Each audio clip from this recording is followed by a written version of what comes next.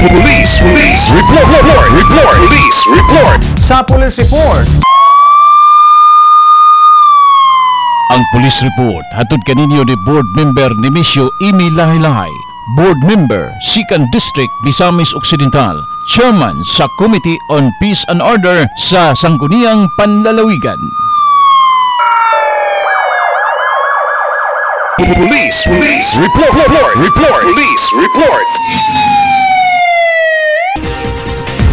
Sa Police Report, estudyante sa Usamis nalambigit sa drug buy-bust operation sa PDEO. Anong Police Report ni Johnny Tommy? Dagmalampuson ang himong buy-bust operation sa Provincial Drug Enforcement Unit PDEO niadtong Abril 24, 2024 nga niresulta sa pagkasikop ni Kent Arcilis Laranjo, 24 anyos nga residente sa Baroy, Lanao del Norte o usa ka graduating student sa Natad sa Nautical Studies. Ang operasyon nahitabo sa Purok 1, Barangay Bagakay, Usamis City. Din didto kasamtangan nga nag-boarding house. Human nga nagpositibo og napalitan sa pusher buyer sa kapulisan og usa ka sachet sa gituhang shabu nga nagkantidad og 1,000 pesos. Maong dali kining gidasmagan sa kapulisan.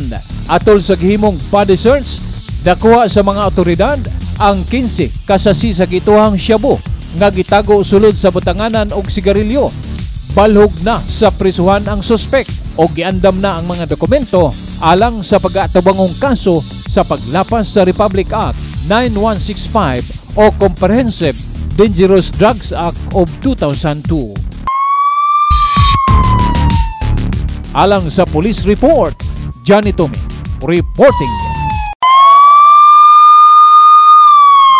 Ang Police Report hatod kaninyo ni Board Member Nemesio Imi Lahi-Lahi, Board Member, 2nd District, Misamis Occidental, Chairman sa Committee on Peace and Order sa Sangguniang Panlalawigan.